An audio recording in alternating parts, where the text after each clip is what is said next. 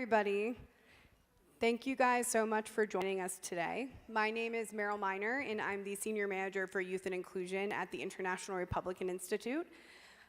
Today, we're going to have a really exciting event that is going to include a panel discussion going over how young people around the world have actively contributed to democracy in their communities, and giving you hopefully some ideas for concrete solutions for advancing democracy in your own communities. Following that, we'll have a mapping session where you guys will join together hands-on to come up and reflect on ways that you can help secure commitments that are created here at the Summit for Democracy and in your home communities, followed by a networking reception, which will include a great performance by an activist musician, so please continue to join us for that session as well.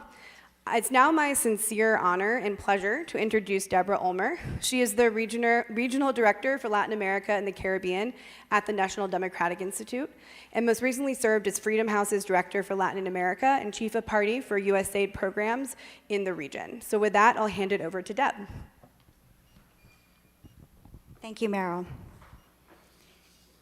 El proceso de la Cumbre por la Democracia. Summit for Democracy is reuniting global leaders representing government, civil society, and the private sector in a collective effort to establish an affirmative agenda for the renewal, democratic renewal, and onboarding collectively the biggest threats that democracies are facing at the moment under the leadership of the United States, Costa Rica, South Korea, Netherlands, and Zambia.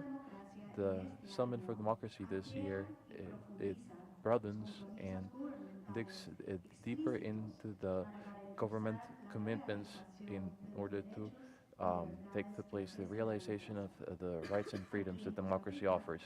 Here in Costa Rica, the attention is centered in the participation of youth in the democratic policies and the fundamental role that they have when defining a democratic future.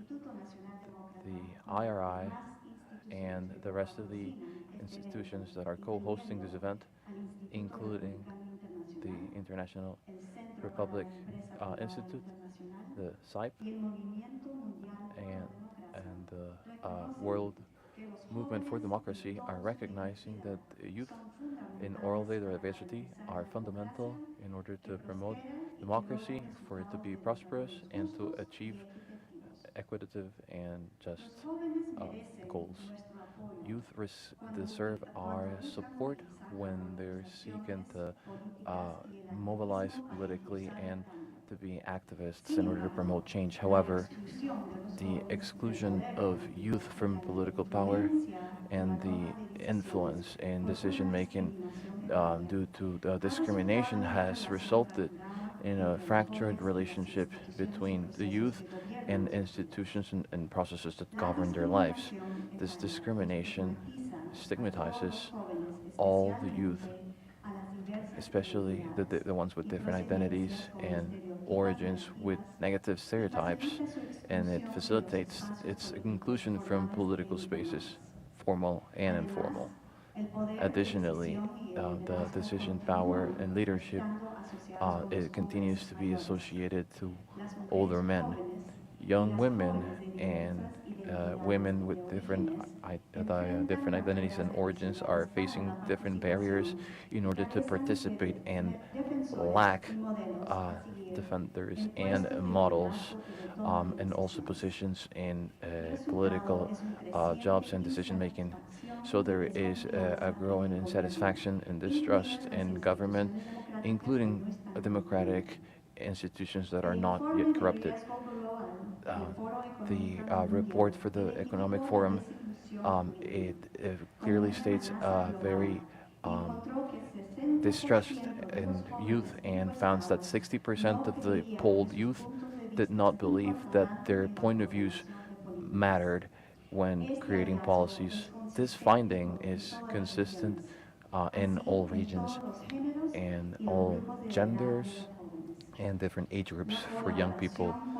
The political collaboration that is intergenerational is essential to change this dynamic and helping young people occupy their spaces next to civic leaders, political and enterprise leaders that are already established as well. In order to achieve this change, the established leaders should extend their hands and make a concerted effort in order to create an environment that allows young people to exercise their influence. It's not only providing young people with a place at the table, but also a practical issue of resolving a growing number of issues and consequences that go beyond generations. During the last 2 years, the IRI has stated the importance of these topics through the Speak Youth to Power campaign, which emphasizes the need for young people to translate their potential power into an influence in the decision of political issues and when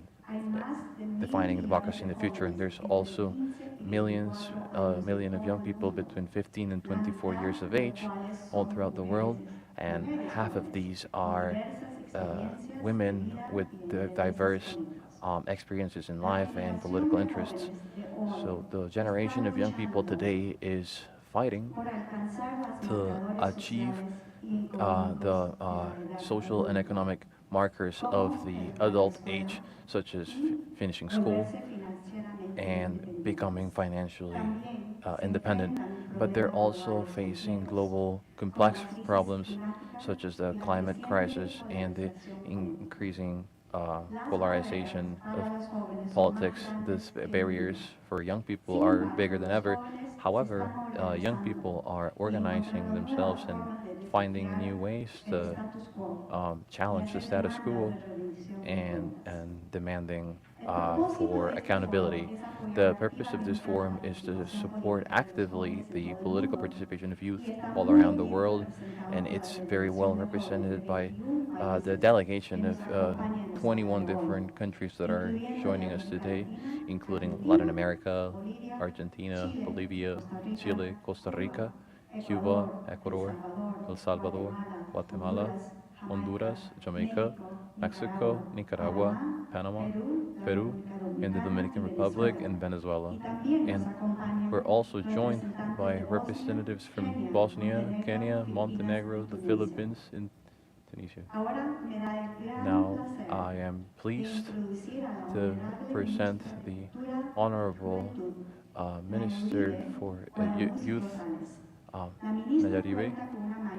She has a master's degree in psychopedagogy with the UNED, a master's degree in the sciences of education, specifically for educational administration. She has a license in the educational sciences with emphasis in administration and also active. And she's also a bachelor's in musical sciences with UCR. Please, let's welcome her.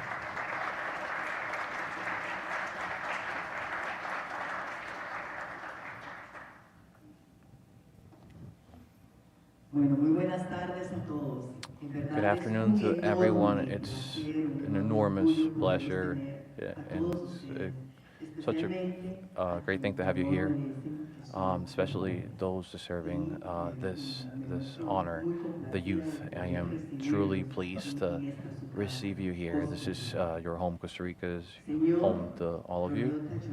Mr. Royota Chinen, Director for the World Movement for Democracy. Mr. Antonio Garastazu, Senior Director for Latin America and the Caribbean for the IRI. Esteemed Deborah Ulmer, Regional Director for Latin America and the Caribbean for the IRI. Distinguished panelists and representatives for the young population. In December of 2021, Costa Rica was invited to be the co-host of the second summit for Democracy. As the primary topic, Costa Rica selected the promotion of the role of young people in political and democratic spaces. It's because of this that being part of it's an honor to be part of this event. As a co-host for the second Summit for Democracy, Costa Rica has opted to focus on the young people and the role of young people in political processes in democratic systems. We consider that young people are signaled by media more and more by political parties and also by political party of their parties. So it's vital for democracies to bring their young population and steer them away from radicalization and disinformation in order to guarantee an informed exercise and responsible exercise of their democratic rights. We feel honored with this invitation because we believe that democracy is facing great challenges in all areas of the world. We have great convictions that values and democratic principles are universal, and it's how we have recognized it through different international instruments. Costa Rica is convinced that democracy is linked with peace, with the state of rights, sustainable development, and human rights, and that each of these pillars will create resilient societies, sustainable societies that allow for more dignified and better life conditions and better opportunities for everyone. We have built a state model based on our focus on human rights that seeks the benefit and dignity in people. However, we also believe that democracy is not something that can be taken for granted. We need to do a continuous effort in order to guarantee the effective exercise of democracy and defend it from different threats such as organized crime, corruption, violations to human rights, and aggressions to freedoms, discriminations, among others. We prioritize the rights of the young people as the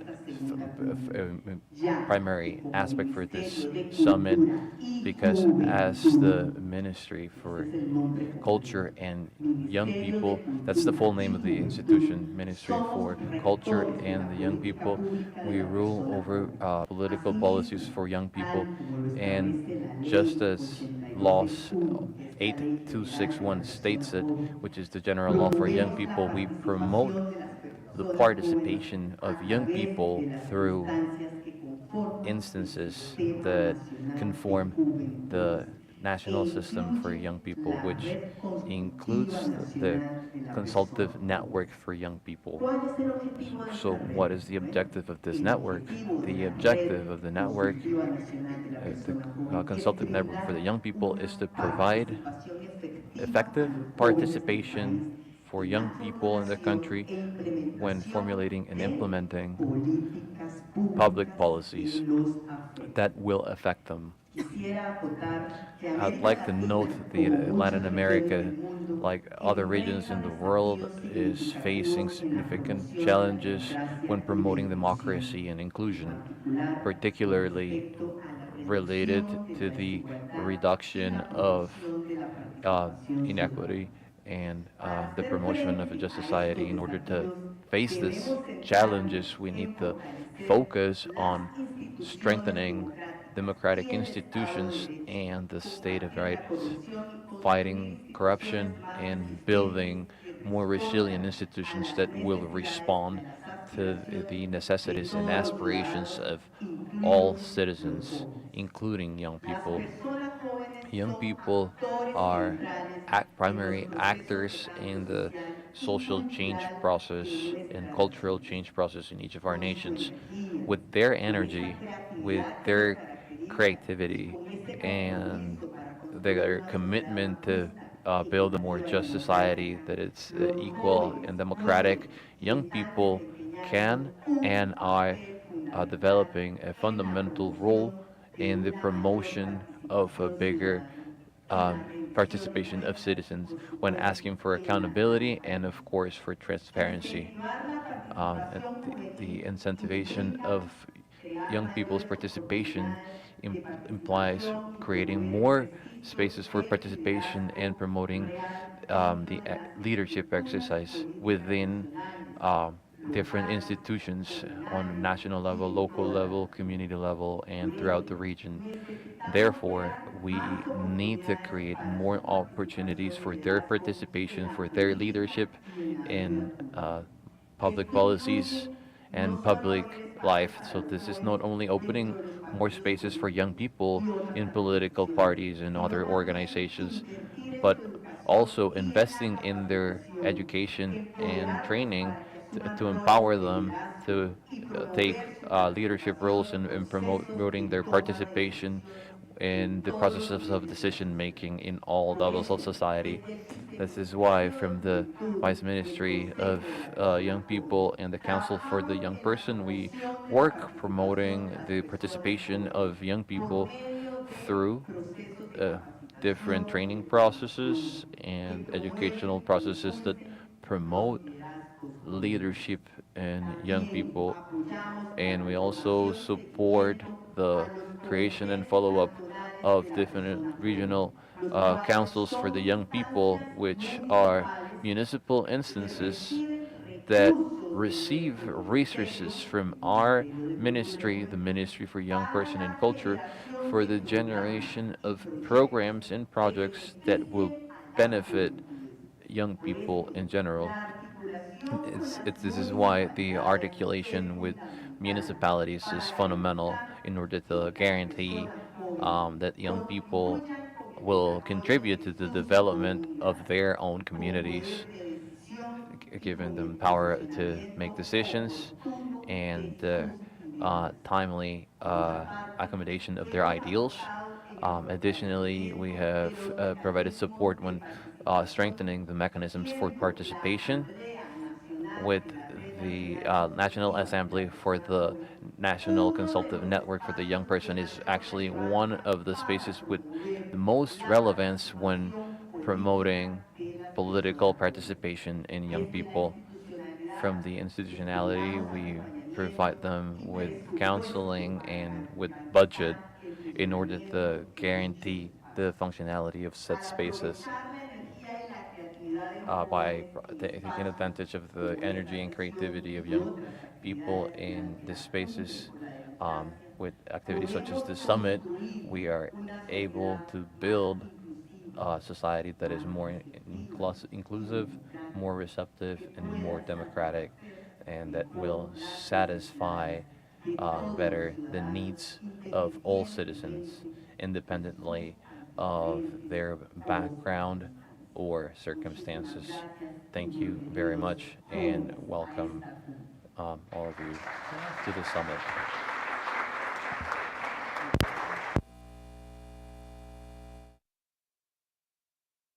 Thank you so much to our last speakers, Deborah and the youth minister.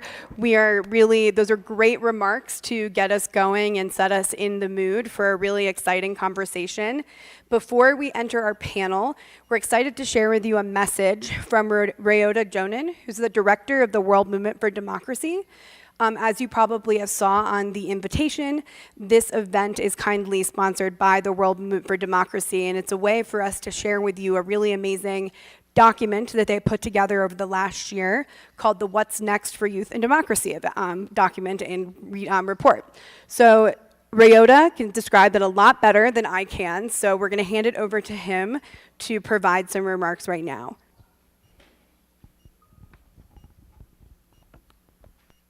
Good afternoon. Thank you so much for inviting me to speak at this Summit for Democracy side event to discuss the future of democracy and how we can work together to claim the democratic future. I commend Costa Rica's leadership in co-hosting the Summit for Democracy, especially focusing on youth political participation. It's always a great honor to work with the International Republican Institute, National Democratic Institute, and the Center for International Private Enterprise. Whenever I'm looking for innovations or dynamic voices of young democracy advocates, I look to IRI's Generation Democracy, NDI's Speak to Youth to Power, and CYP's Youth Leadership Conference. They are my go-to places. We work together to transform young people's power and innovation to sustain democratic processes and institutions. And we at the World Movement for Democracy look forward to continuing our partnership. My name is Ryota Jonen, and I'm the director of the World Movement for Democracy. The World Movement for Democracy is a global network of civil society activists, scholars, parliamentarians, thought leaders, journalists, and funders who are committed to advancing democracy through collaboration and solidarity. We actively empower democracy movements to engage in cross-regional solidarity, as well as share knowledge, support, and strategy with one another.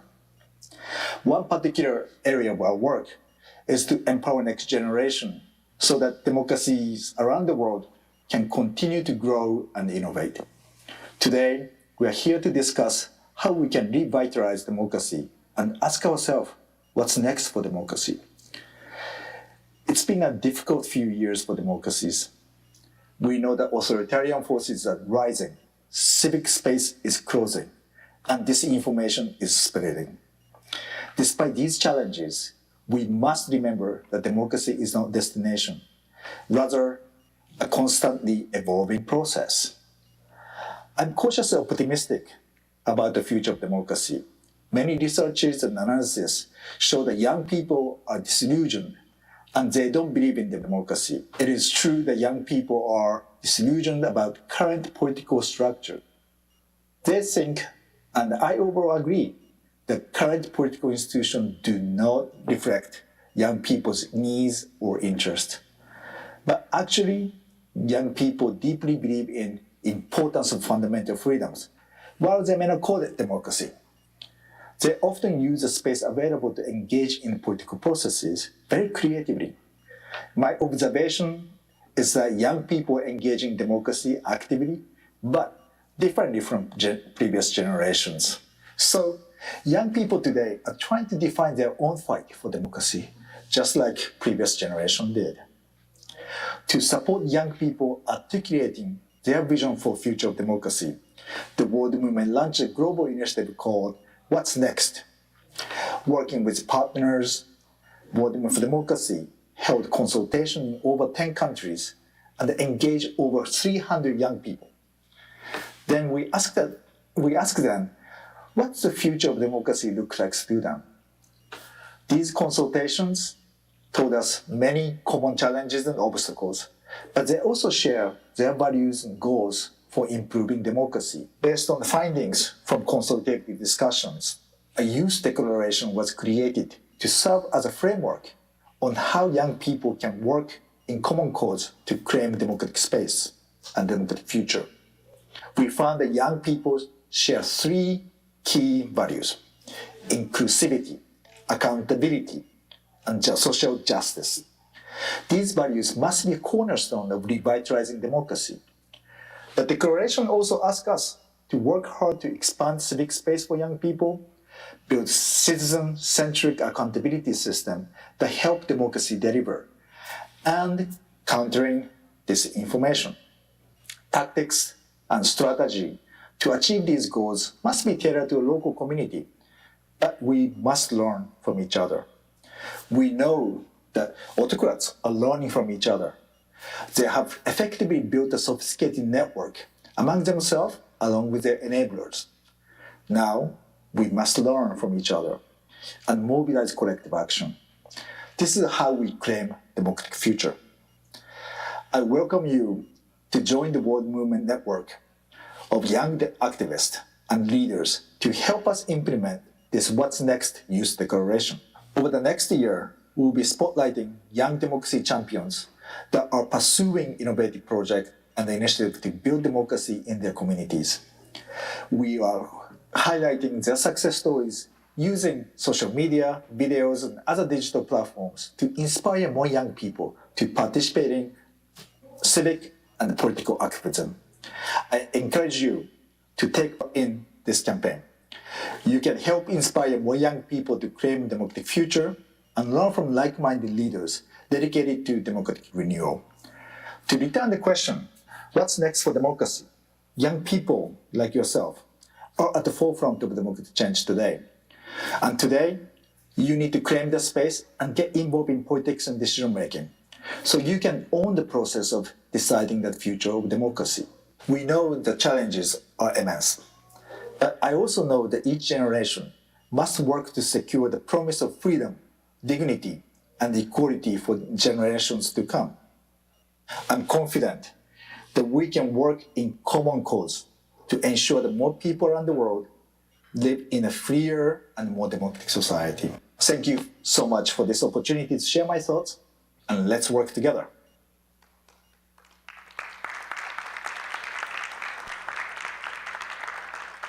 Good afternoon. Thank you. Well, thank you so much to Ryota, who has recorded that message for us. It's always great to hear from him and hear what this What's Next document is. And I would encourage you guys to take a look at the World Movement for Democracy webpage.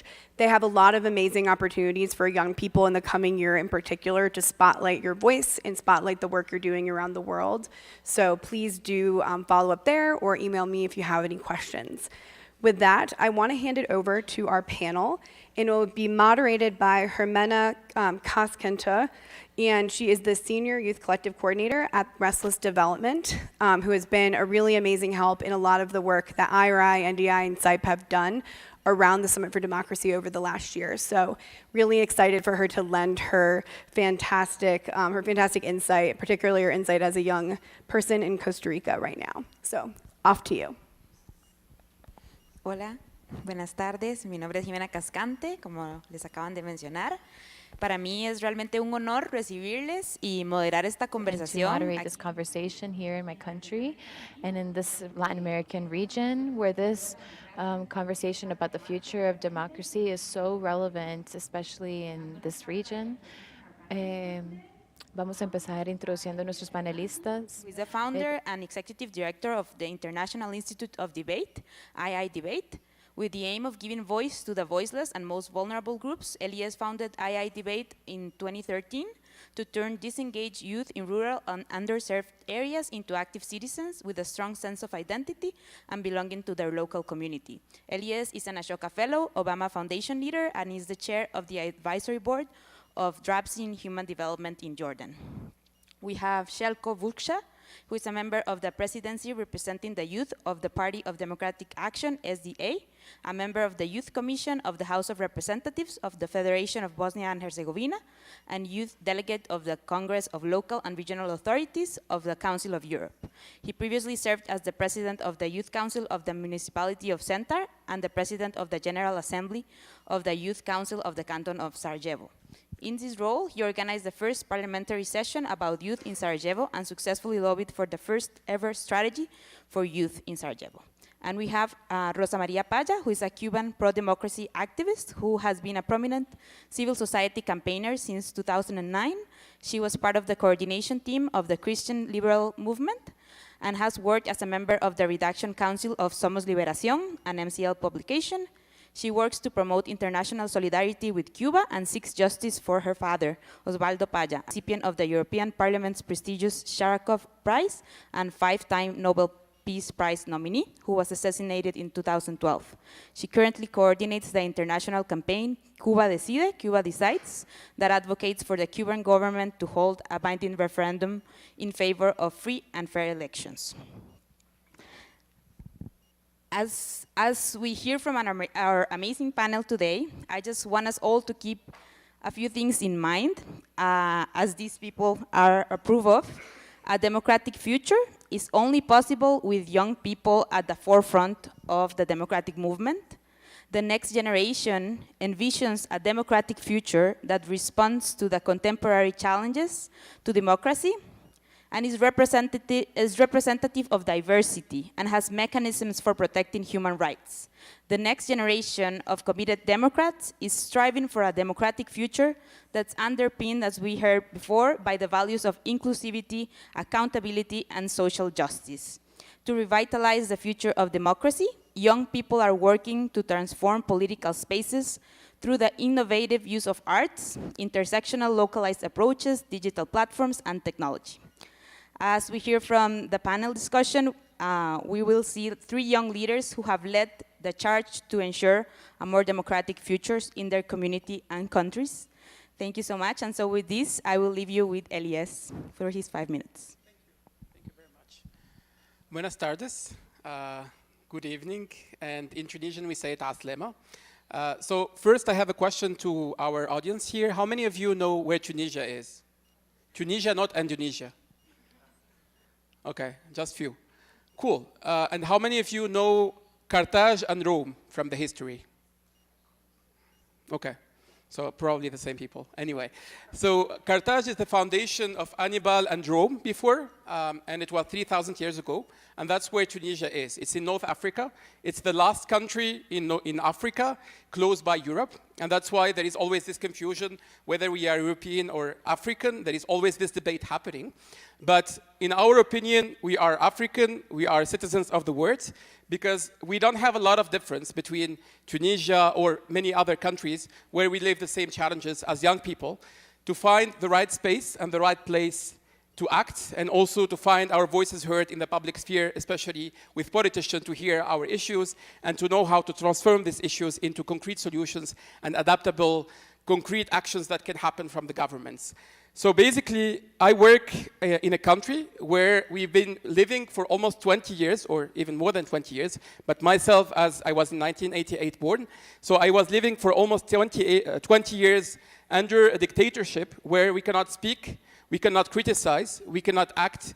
So anytime we try to give even a concrete criticism about politicians or politics, we will be jailed for 10, 20 or even more years. And that's why a lot of activists were jailed at that time, or they were living in other countries in order to speak freely.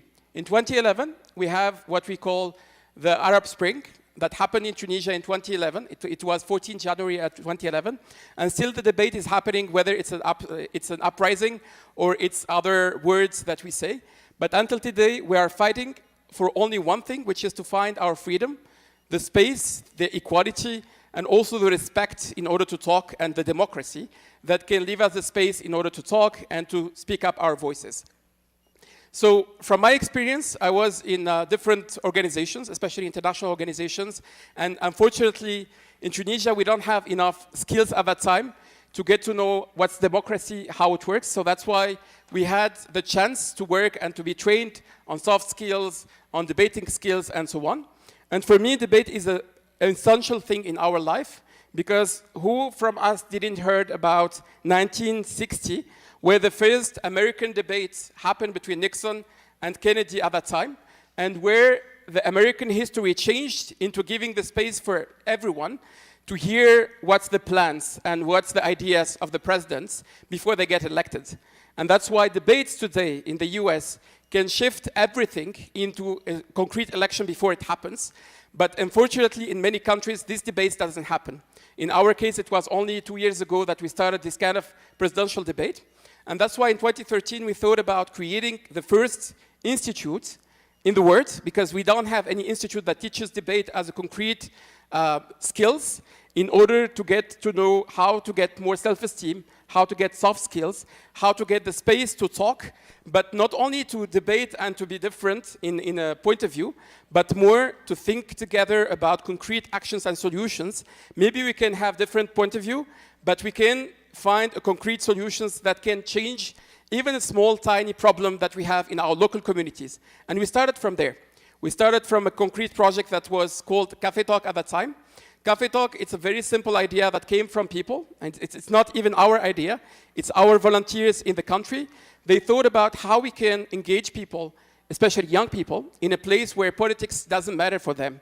It's only football that is important. It's only talking about our daily life or our economic situation But if we talk about politics and politicians, for us, it's maybe not the right thing to do. And in Tunisia, in general, and not only Tunisia, even in the Arab world, when you say, I want to run for elections or I want to go to politics, for you, it's actually a bad reputation. It's not a good thing to do that because you will be criticized and you can bring a bad, let's say, reputation to your own country. So that's why, So that's why what we did is we tried to offer the space through these coffee talks that we started in cafes. But when we had the chance to do it in prisons, with prisoners who also, in our opinion, have the chance to talk, even though they did a mistake maybe in their daily life, but they have also the chance to speak up their voices. And then we started to do work with LGBTQ++ community, and then we went to handicapped people, and then we tried to also engage the community that are underserved in the country from different religions or from different ethnicity in order to make them more active.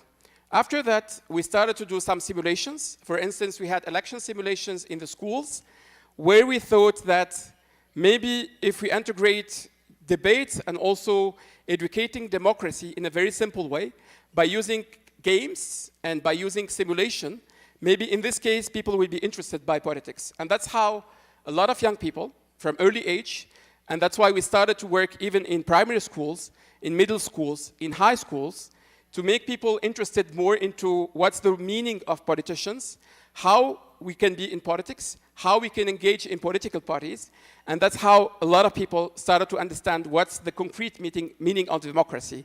That doesn't have a concrete definition, but that could be at least understood or made more clear for people in their own languages if they want to. And then after that, we started to work more into engaging a lot of people together from local communities and play the mediator, and that's the role that we found more important, from young people to politicians and to administrations. We did a lot of cooperation with a lot of administration, and that was, in our opinion, successful because we found out, for instance, that MPs and administration doesn't understand what people really want. So through these kind of debates and spaces that we created, we found out that we can create policy briefs and we create concrete solutions that could be presented to politicians, and then politicians would be easy for them to implement these kind of strategies. And we were successful to, one, change a lot of schools to implement debate clubs within the schools. Two, we had a lot of arts included in our work because we found out that arts and sports are something which is very interesting for young people, but how we can translate it is by creating these spaces for bringing sports people, famous people, to come and talk about politics as something which is normal and to become more something which is concrete. And finally, we found out that youth centers and schools could be the best place to promote democracy.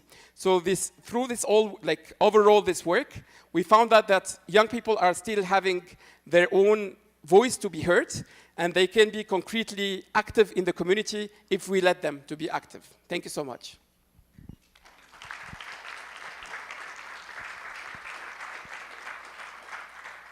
Thank you, Elias. I also just wanted to highlight a few things that you said because I found it so interesting how we can see like these common places or like, you know, like our day-to-day lives as places to actually create more democracy or like push forward democracy.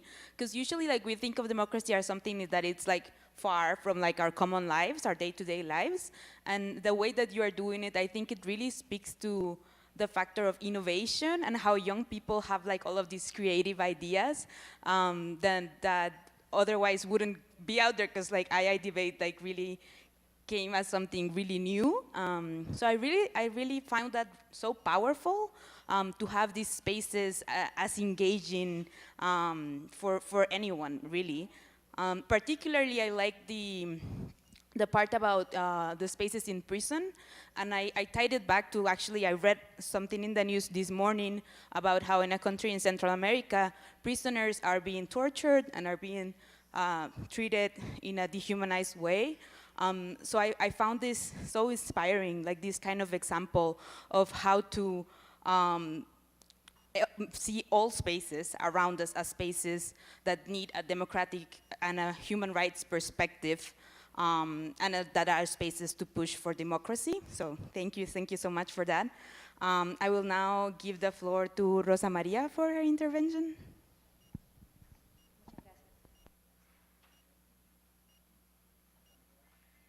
Muchas gracias.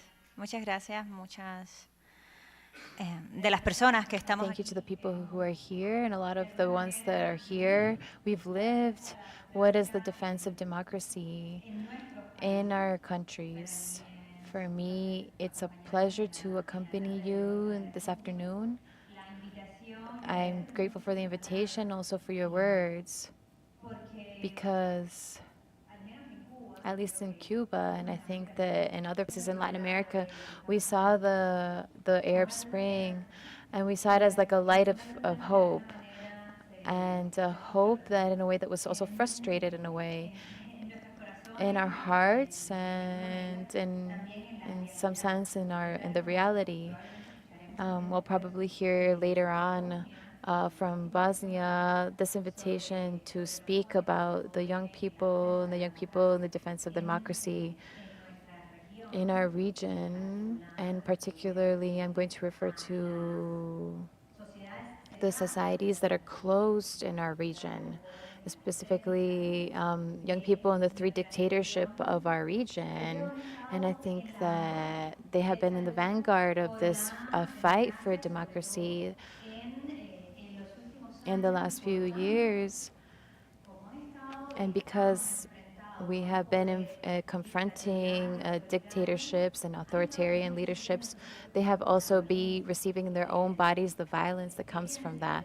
The experience to be a young person that says what they think in Venezuela or in Nicaragua or in Cuba, it is directly related to the violence of the state over your own country. That is what the young people in 2014 lived in Caracas.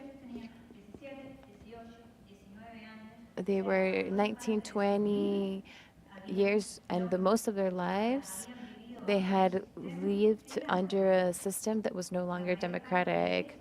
Most of those young people did not have the experience of having a government. And however, they were still demanding that they hadn't lived, but they knew, and it was very clear that they didn't want this. And that can be said also of the young people of Nicaragua 2 or 3 years ago that went out into the streets with incredible courage. And here we're talking after 300 homicides in Nicaragua, simply because they said what they thought, going out to the streets, screaming freedom. I come from a country that has 64 years without living a democratic experience. That means, so that we can understand that, is that the last person, the youngest person that participated in free elections that were actually just, is around 90 years old right now. However, in the summer of 2020, the people of Cuba went out into the streets and yelling freedom, change of system, down the dictatorship.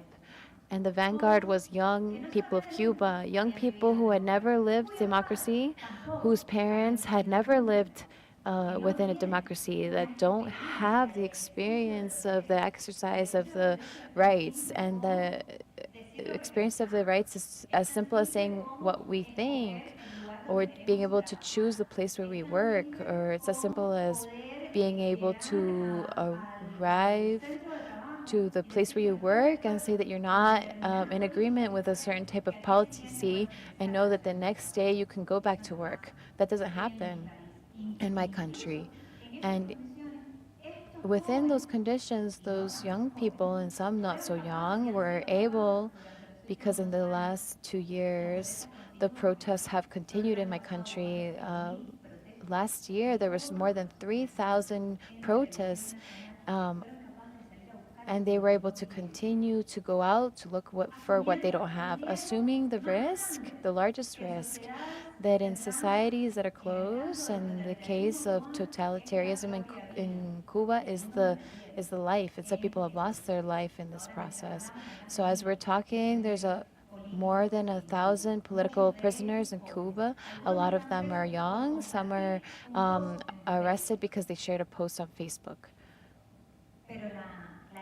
But the liberty that is experimented in this exercise of defending the democracy, of saying, okay, I know the consequences, but I am going to act as a free person. That is the first step in this process of liberation before national liberation. It is very infectious, and there's no way of going back. And what we've saw in Nicaragua, we've seen it in Venezuela, we've seen it in Cuba.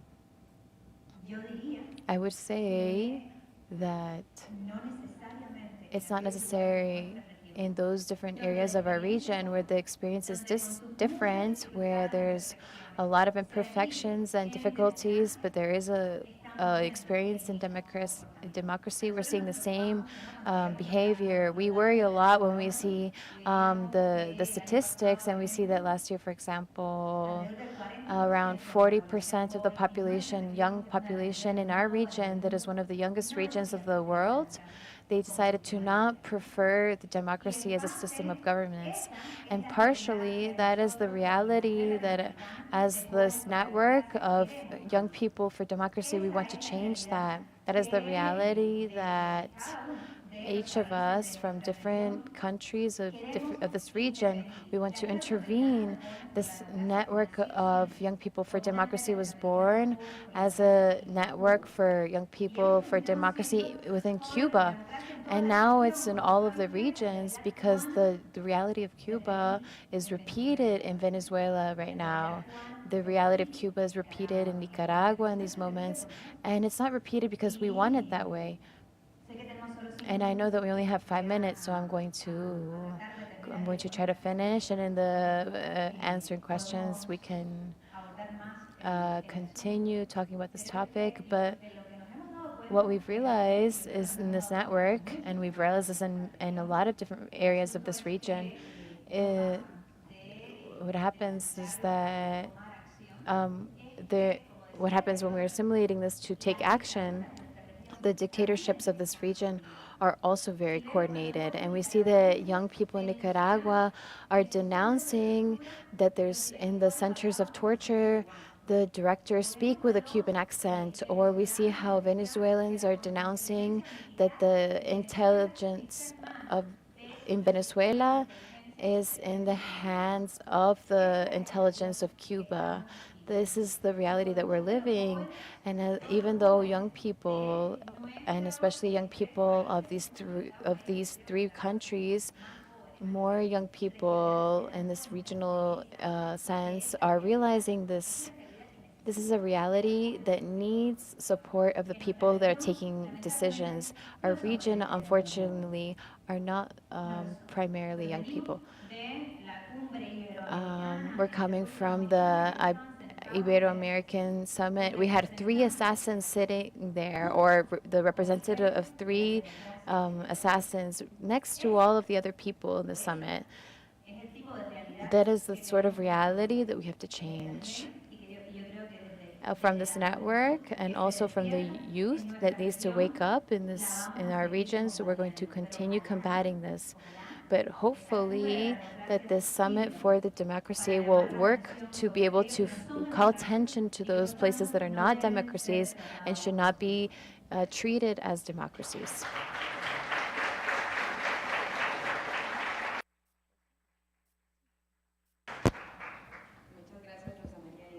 Thank you very much, Rosa Maria. And clearly we'll have a space for QAs and also a space to share between each other at the end, and we can dig deeper into these topics. However, from me, some other items, and from my reality as a Costa Rican, from what's left of what you're sharing, first of all, the topic about the strength that young people have, despite the fact of going through a whole generation without living democracy, they're still fighting. And the topic of security, because as you were mentioning, and for this region, something that we really know, when you are an activist, no matter the reason, your life is put at risk. So we also have spaces where we are ensuring security for the people who are in this type of movement, something truly important in order to continue with this fight. So I just wanted to highlight those two topics that drew my attention. Thank you so much for your words. Ahora le vamos a dar el espacio a Go nuestro. ahead. Yeah, thank you. Thank you very much.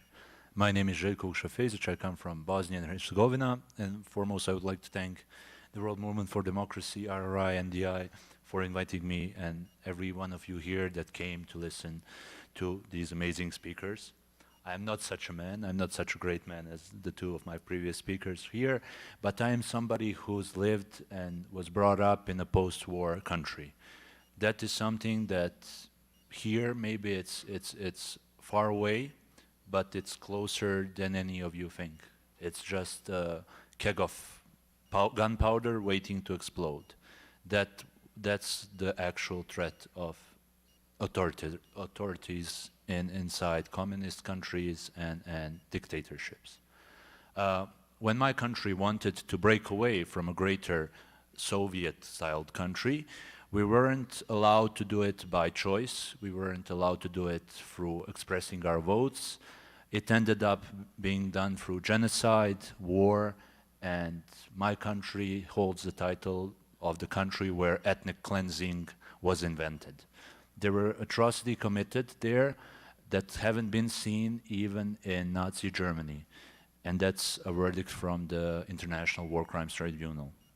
Not to start off at a sad note, but it is the reality I was brought up in. We didn't have previous democratic experience. We didn't have strong institutions at the start.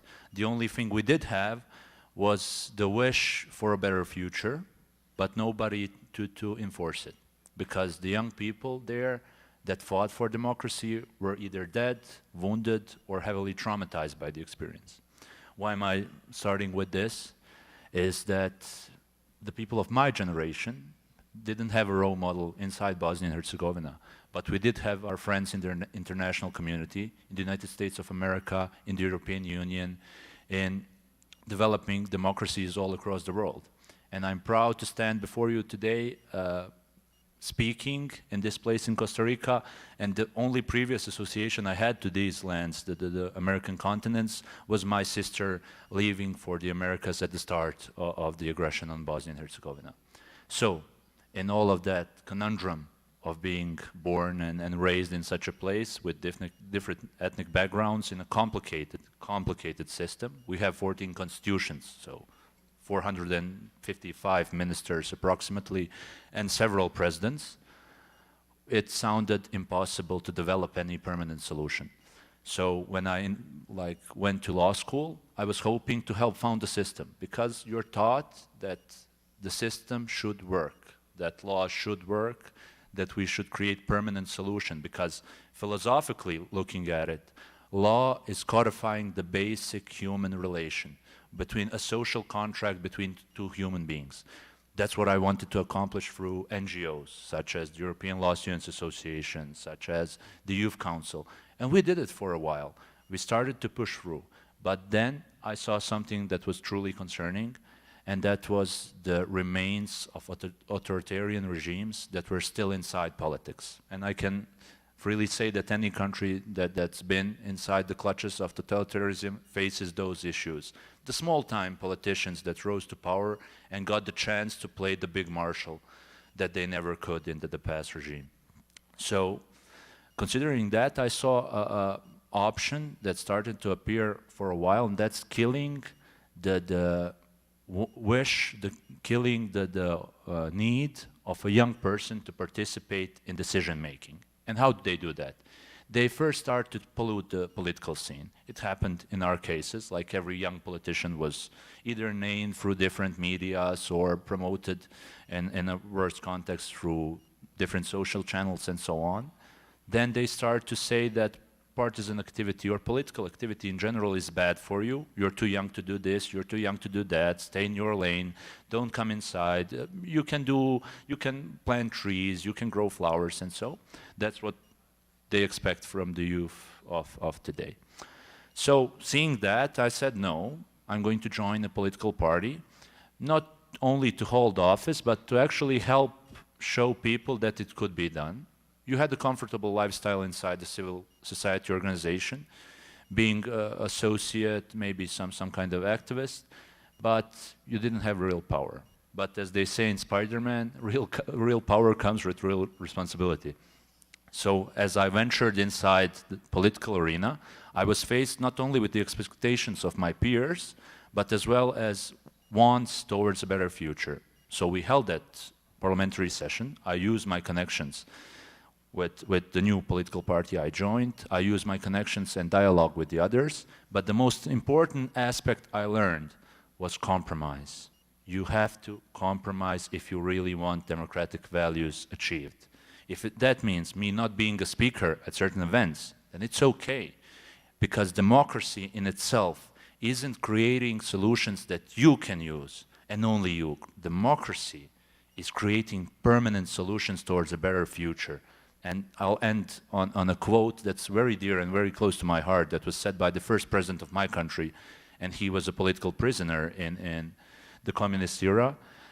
They think that we are not able to do it, to build a country where different ethnicities, religious groups, different people live together. We can do it, and even if they say it's a utopia we believe in must come true. So I ask of you all, just believe in democracy, act towards it, and it will come true. So thank you.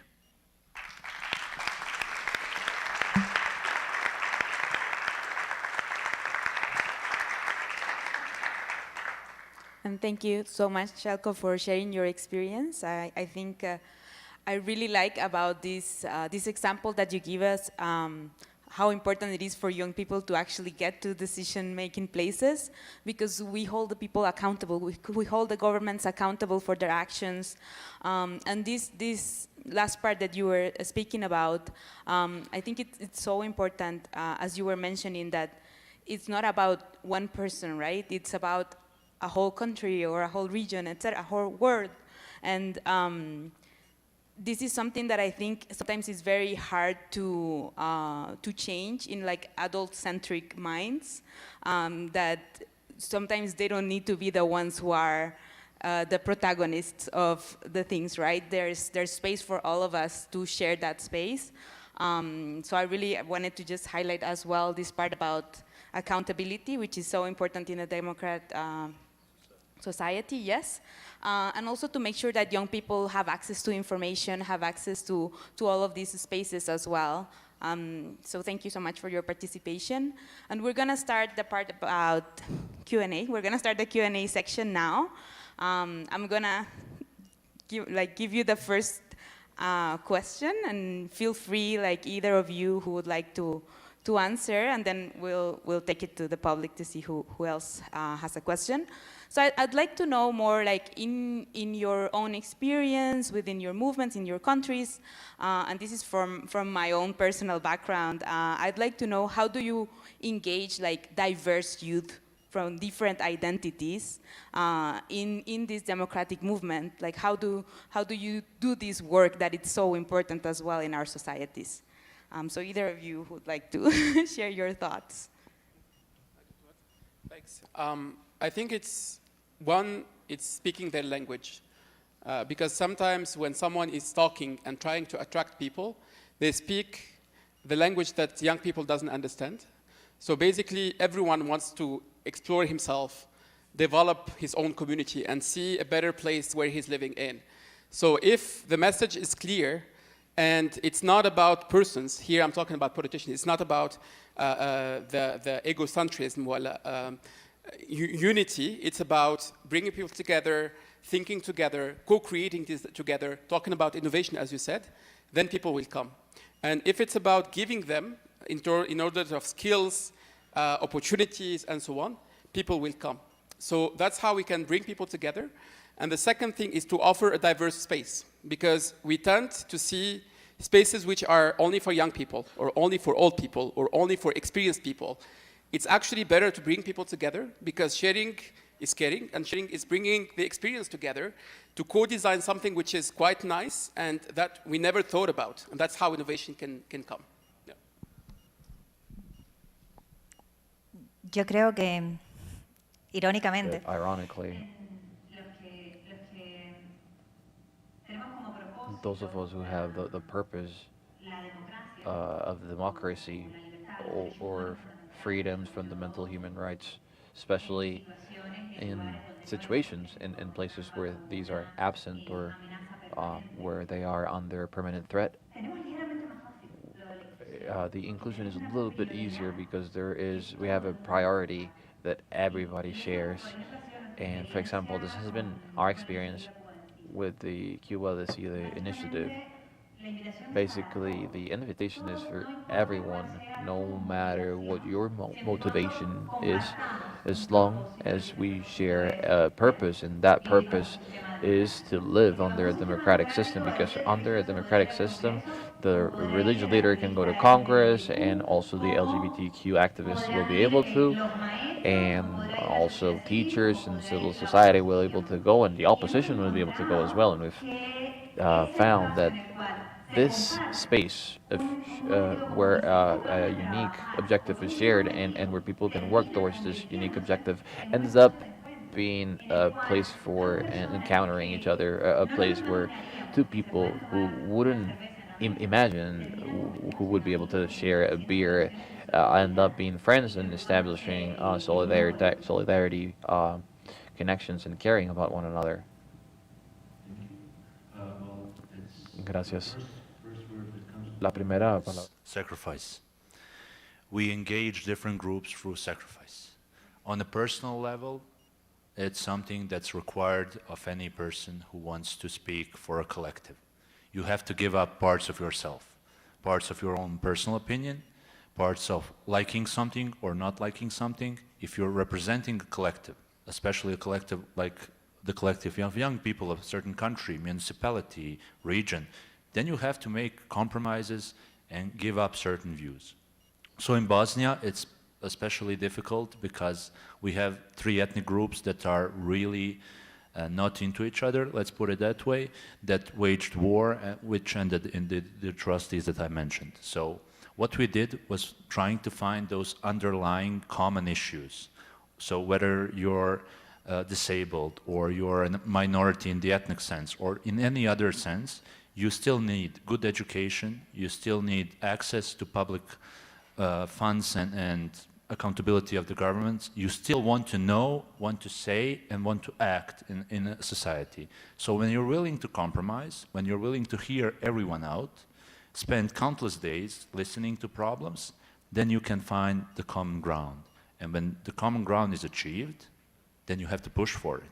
And that's the hardest part, because people sometimes tell you things, they criticize you, they explain their own issues to you, but they won't stand behind you when you go forward.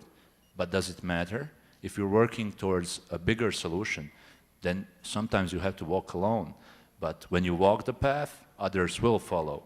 And that's the reason we need to include everyone, and that's the best way to achieve it. So, thank you. Thank you to the three of you. And now we will open to questions from the public. And remember that we will have some time later for you to engage with the panelists as well. So we might not get to all of your questions, but you'll have time. Just one note is we're going to take Spanish questions first and then English questions. So we're running a little bit behind, so maybe we do 2 or 3 in each language. And Emily and Dennis will help with mic running there.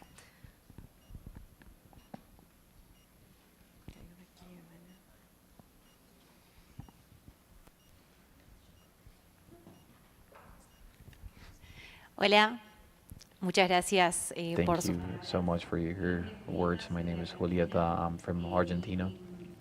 And I'm keeping something that Rosa said, and it's something that I see reflected in my country a lot, and it's the fact that young people each day, maybe they don't value democracy as much anymore, and at least in Argentina, we're seeing the rise of a political party that can be considered very extreme.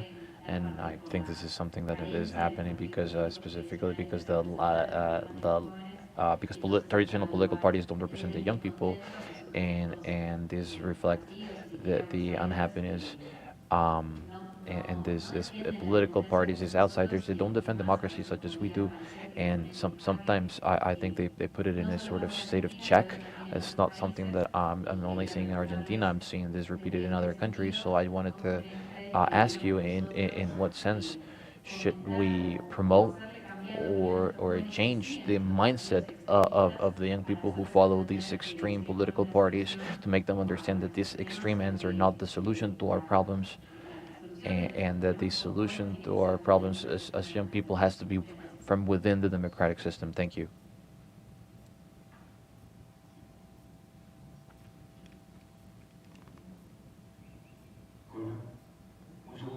It's my pleasure. My name is Victor Emmanuel from Nicaragua. I have several questions, but I'll be concrete. First, I would like to thank you all. This is a great opportunity to share all of our issues, but I would like to ask the following. In Nicaragua, at least, we have the bad habit in the political system where I always repeat that young people are always used to carry stuff around. We put our backs and fronts, but the decision makers are always adults. How can we face these realities in our cultures where the decision makers are adults who will question the youth when we are proposing change? And I would also like to learn about the experience of nations who have shifted towards a democratic plane, but who have to co-live with their previous aggressors. How can we understand that in democracy, even though we don't like it, there is room for these people as well?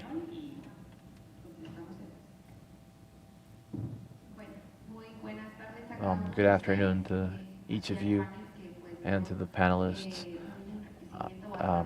It's been very enriching when talking about democracy. My name is Veronica Altavalquier. I'm from Guatemala, and Guatemala is currently facing a very complex process, which is the electoral process. And as Guatemalans and as young people, we are facing this whole topic of democracy. And for those of us who had access to education, we know what democracy is and what it consists on, and how you have to continuously participate on it. But in Guatemala, the illiteracy levels are very high, and people don't know how to exercise democracy. And this gives way to the topic of political clientele, because a political party that doesn't have precise and concrete objectives, and this doesn't guarantee the development of people and society for the next 4 years. So what can we do to take this process of information to communities where they are unaware of what democracy is? And secondly, in Guatemala has been transformed in sort of an authoritarian regime. We still have electoral processes, and there are spaces for participation as well. However, in this electoral process, we have seen opportunities closed to specific political parties, not allowing them to participate because they don't comply with the same line of the status quo that is always offered. And when having new proposals, their participation is blocked, and also persecution is made to these people. We have the topic of journalists who have been banned, and some of them are living in exile because they are against what the government wants to hear. And we currently have the problem that the government has been using public funds to guarantee that the political party continues in power and winning more MP positions. So it's not really focused on the topic of winning the presidency, but the fact that the amount of MPs, most political parties want the first place because they know that first place is probably the one that's going to be winning. So what can we do with these countries that supposedly have a democracy but are truly, and maybe some the Guatemalan citizens don't want to see that the democratic structure is in sort of a standby position and in a very fragile point. And so, what can we do with this system? We also see other regimes like Bukele's that tell Central Americans that they are a good regime and that they are going to be supporting security, but we are also seeing violations to human rights from their end as well. So what can we do to inform people to let them know this is not democracy either? Vamos a empezar con esas tres preguntas. Si pueden contestar. Sí, el qué Yes, hacer, this Verónica. of what to do that Veronica talked about. I don't think that there isn't like a formula or a recipe, but there is like several like learned lessons. And the Cubans, we know it well because we've had to repeat them, right? Repeat them several times. We've seen that our Venezuelan brothers have had to repeat them as well.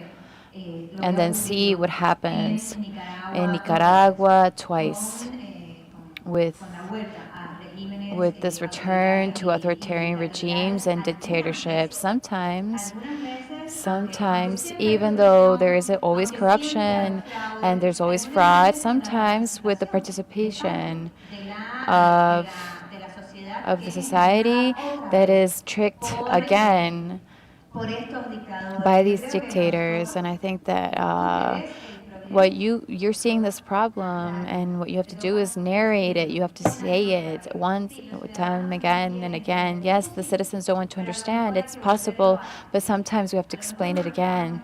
Maybe we're not explaining it well. Maybe we have to tell it again. Nicaragua is very close, right? These young Nicaraguan people have to say say what can happen in Guatemala. Sometimes we've also got to look at Colombia, and we've got to take that message to all of these countries, including Costa Rica, how to detect when we're starting to see that liberties and rights are being sacrificed and that shouldn't be. And at what point do we have to start to act? The society is ourselves, it's you, it's me, it's all of the people here. Let's not wait until the representative does it, right? What are we going to do ourselves? And that means that we're going to get in trouble, right? And it's going to make us be part of some sort of trouble. But the alternative, and to not do anything and permit it to be automatic, to the strength of our democracies in Latin America, we've seen that it doesn't work out. It doesn't take us to this path of strengthening. It's a very fragile system in this region that is plagued by corruption and by a second element that maybe exists in a different way in other places, which is authoritative forces such as in Cuba, or in a large part of the last 10 years, the Petrichequera of Hugo Chavez. We have all these elements against us, but we have to continue being prophets and telling people what can happen and what can happen in civil society, and hopefully from the citizenship and also political participation, everything that we can do within our power to stop these intense young people that are used, like in this line of this front line in our country, sometimes literally in this front line. I have to say something about that. I think that young people, we have been for many years. My father was 17 years when he was at first taken to a concentration labor camp. We're talking about the 70s. Luis Enrique Ferrer was 20 years when he was arrested in Cuba in 2003, trying to push forward a project of ley for human rights called Proyecto Barrer. And now Salina all of these young people are in prison for going out to the streets, for yelling for their freedom. Yes, young people have been in the vanguard with the dictatorships, although they can have different elements of different generations. The intrinsic problem is generational because every generation, all of the generations are being affected and are affected by these dictators. And meanwhile, all of us should participate. Now that we're confronting this dictatorship does not mean that we're angels. It does not mean that we do not have the same temptations or that we can't fall in the same mistakes.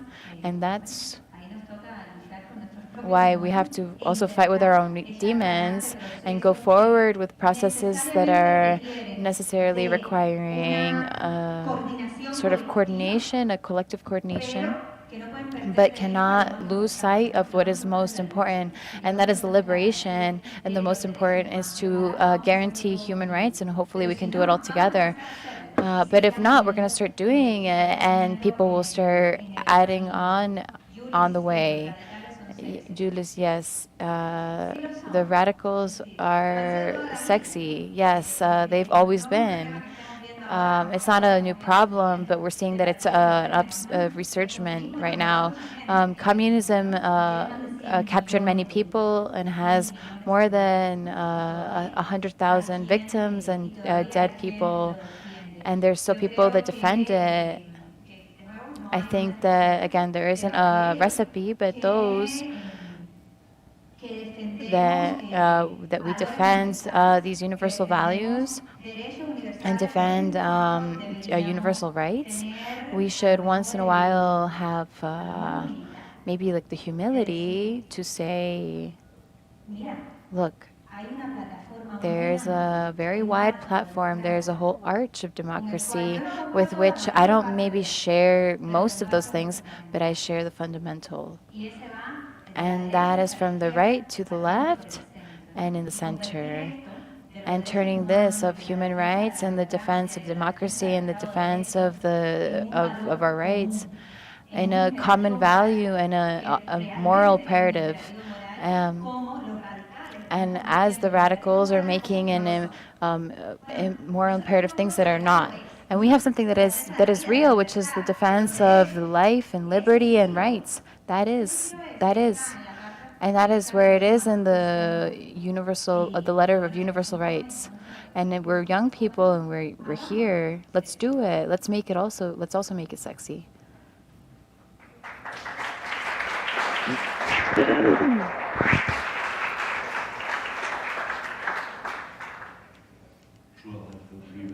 Sí, estoy de acuerdo. The authoritarian regimes and radical political parties, that's something we're facing in Bosnia at this moment. We have half of the country wanting to join Putin, and it's quite difficult to combat that because it's the oldest marketing strategy in the book.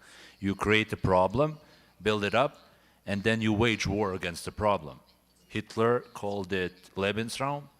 The communists call it, like Chinese call it, the development of the race and the New World Order. And after that, you find several smaller regimes like the one in Bosnia that calls it the Serb world. So what's the factuality of that? When you dilute the problem, people will see that there's no reason to combat it through war. And if you remove war from authoritarian regimes and radical political parties, there's nothing left. In most cases, they don't have educational policies. They don't have policies towards young people, towards development of sports, culture, like the minister talked about. You don't have policies regarding development of civil society. You only have war.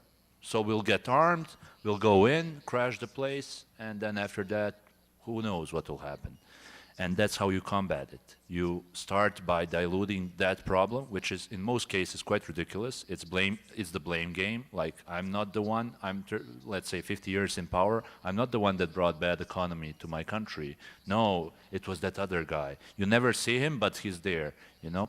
That's the ridiculous part. So first, you show it as it is, that who's to blame, then you explain it to your peers. That's a critical part. You have to educate people. You have to elaborate on legislative procedures. You have to do budgetary cuts, and that's the responsibility.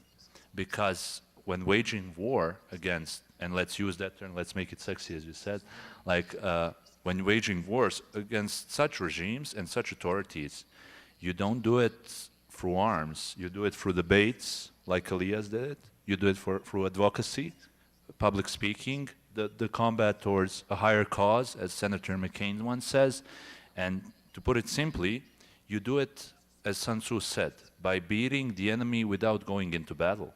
And that's the hardest form of war. So that's what you got to do. Thank you.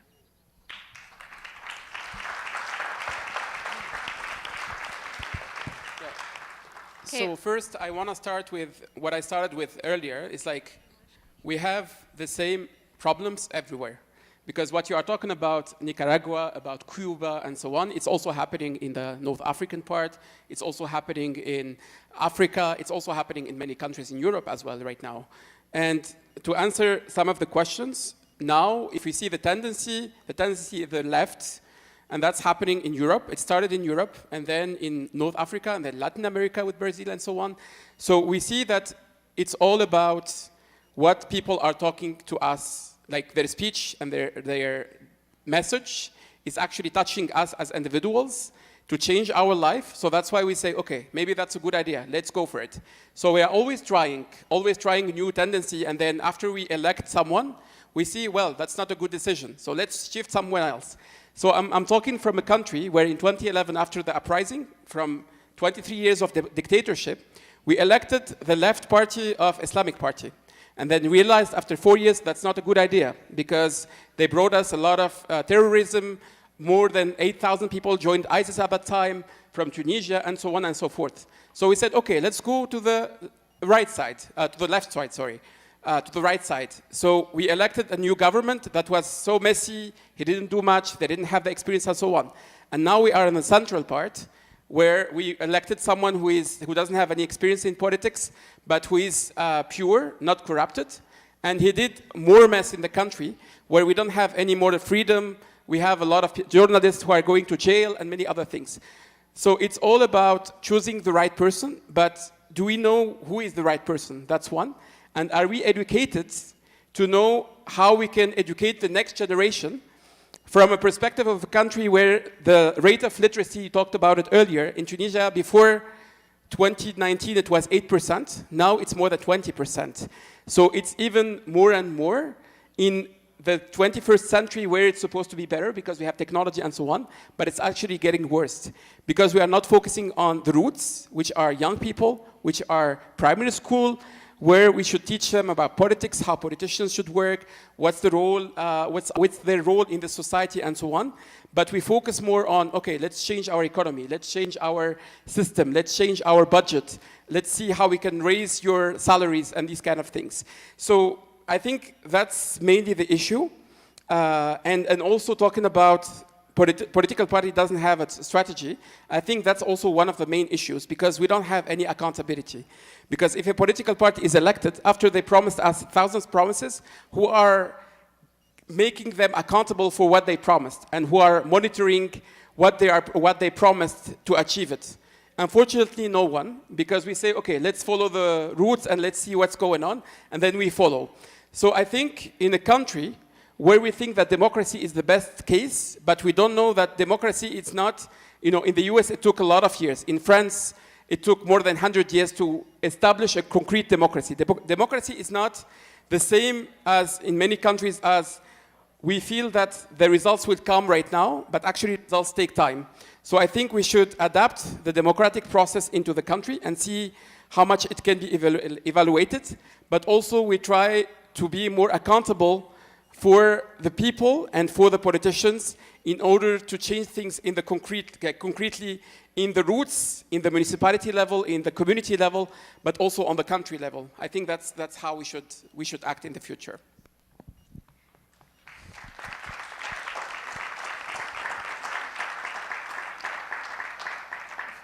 Thank you, and thank you, everyone. I think we are out of time, if I'm not mistaken.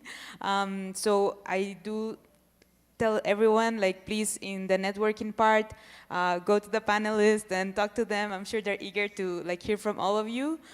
It was a great session. Thank you so much, and thank you, everyone. Esta sala, aquí está. Sorry. En ustedes está el futuro. Lo que queremos ahora es oír de ustedes. Atrás hay 4 mesas, por favor. There's four tables. Please direct yourselves towards one of these. Tenemos una mesa para inglés afuera. Les vamos a ofrecer 3 preguntas. ¿Qué están haciendo? What are you doing as youth? What is your commitment with democracy? What are your colleagues doing? How can you contribute to what your colleagues are doing? And lastly, what can you do to connect? As you can see in the screen on the left-hand side, we have the notes of the comments until now. On the right-hand side, we want to see the solutions that you're going to offer us. So we have 4 facilitators in each table. Please locate yourself for the next part. There'll be 2 English tables. Van a haber 2 mesas